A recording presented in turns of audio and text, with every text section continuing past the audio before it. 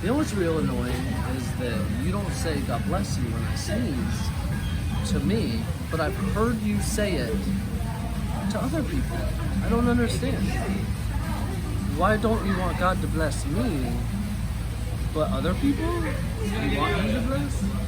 God's already blessed you with me.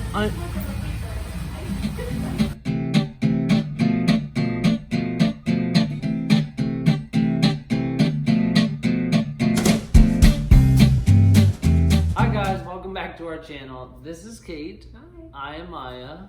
If you haven't yet, please like, comment, and subscribe. Also, please turn on post notifications. That way you're notified anytime we upload a new video. We've been having so much fun making these videos and we appreciate you watching them so much. Yes, thank you. First of all, I want to say congratulations to my husband. Thank you. Today, he is officially a licensed real estate agent. So, any of your real estate needs, this guy, he's ready. Yes. We will have a lot more to come about that topic. Yeah. Yeah. Good job. Thanks. Well, today we thought we would do. Why are you like this? I did my thing you hate. I'm struggling today, Oh my gang. gosh! I'm struggling. So today we figured our last couple videos were vlogs of us taking you out with us. Today we figured we would just sit down and talk about some stuff. So we want to talk about Marriage. Yeah. I guess we should call it the truth about love and marriage 5 years in. We are not marriage experts. We are just a happily married couple. So after 5 years of marriage, we have learned a couple things and we are going to share them with you today. Yeah. We fell in love and it was like very intense. We couldn't get enough of each other. We thought, boy, was it. For sure. We fell in love super hard, super fast. I thought that he was perfect. You don't think I'm perfect anymore? What? I thought that I was gonna feel that like head over heels, emotional, like can't get enough of you feeling forever. But that's just the beginning. One day you wake up and you realize the person that you're dating is a human. Mm-hmm. And Yep. they do human things. Yup. She does a lot of human things. And then you like go into the next phase of love. It takes a little bit of work. It's not just rainbows and butterflies forever. Sometimes you drive each other nuts and you gotta choose to love the person anyway. So, really? After all this time? It probably can't tell. My big dumb mouth's been open this whole time. You probably can't see it. My big dumb mouth's been open. Early on in our relationship, someone gave me the advice to read the 5 Love Language book, and it has been such a blessing in our marriage. Basically, what it does is it teaches you how your significant other receives love. It just really opens up the door for you to be able to love your significant other the way that will impact them most. For example, my love language is acts of service and quality time. I feel loved when Miah gets me coffee in the morning, or changes my oil for me, or carries my purse, or does the dishes, or when he carves out time just to spend time with me and talk to me. I don't understand love the way that he understands love, which his love language is physical touch. So I like back rubs and being close to someone. Just small little, affirmations that she loves me. I'm not naturally a touchy person, so holding his hand in public or giving him a kiss or sitting even like this does not come naturally to me. I have to put effort into it. She's like a cactus. I'm a cactus? You're very close to a cactus. I'm sorry. She's prickly and does not enjoy being touched. Not that much, no.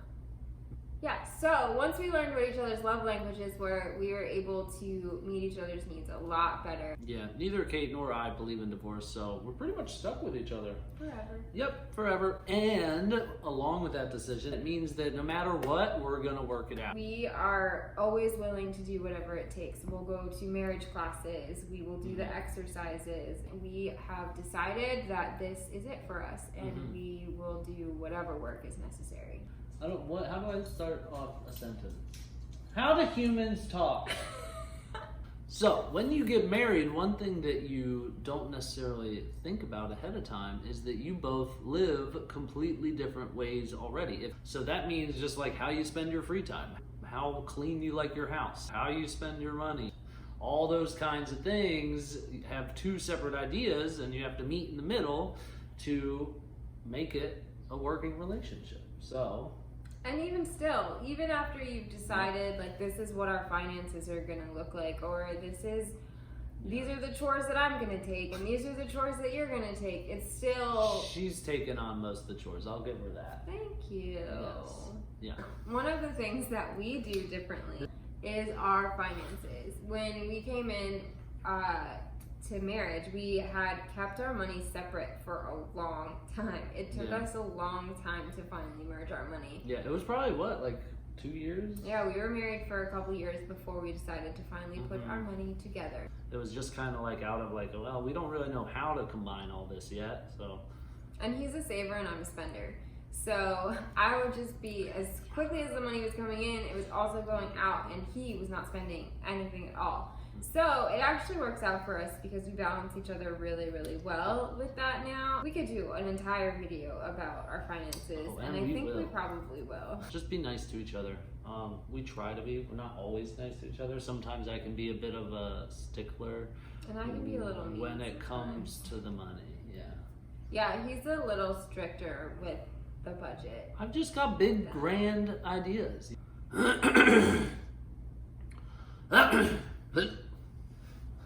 Are you okay? Yeah, this is matcha.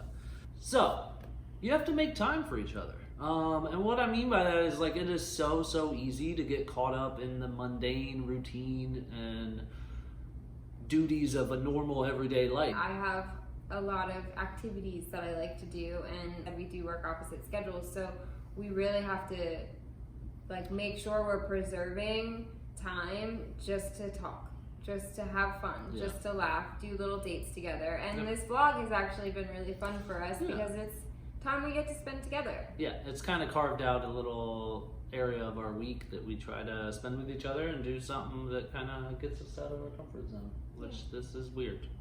It is very weird. Yes. Okay. So I think that it's really important in your marriage with someone that you do have the same viewpoint on the important topics. If those big 2 or 3 or 4 topics don't kind of mesh or don't mingle with each other, you're gonna have a hard time. But that's why it's so important just to communicate with each other initially. And if you do have different ideas about stuff, that's not a deal breaker necessarily, but it is an opportunity for you to learn about the other person and be understanding and be accepting of each other. Like, even if you have different viewpoints, you have to be open to hearing their thoughts and not just calling them stupid because they don't think the same way you do. Yeah, what she said. Another really big point for another really big point for us is that you're able to laugh with each other and at each other. If you're not able to find how ridiculous trying to figure out a relationship is funny sometimes, then you dumb. You dumb? You dumb. You dumb. You dumb.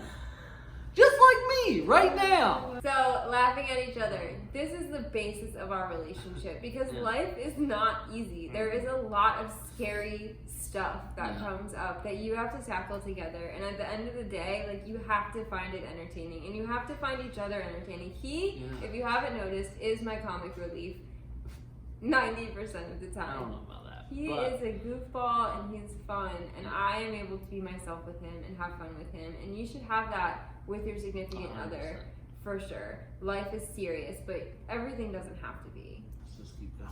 Stop.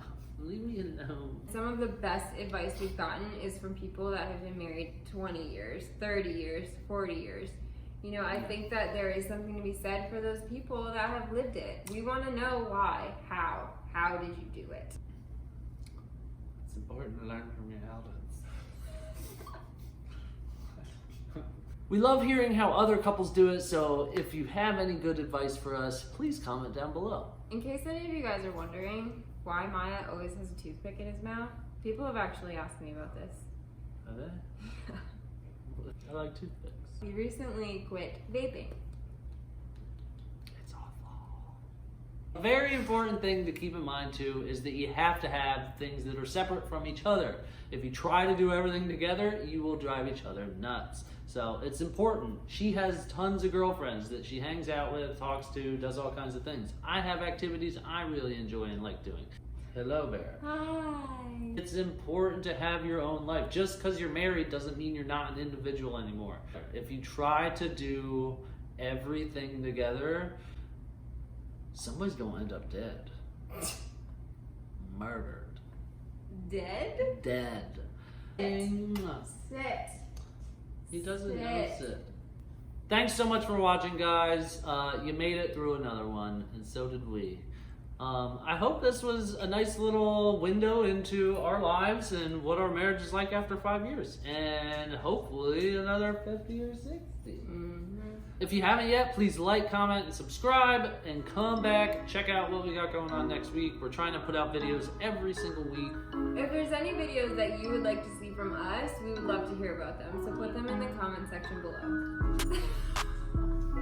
Bye, guys. Bye. Thanks for watching. Bye, Trace.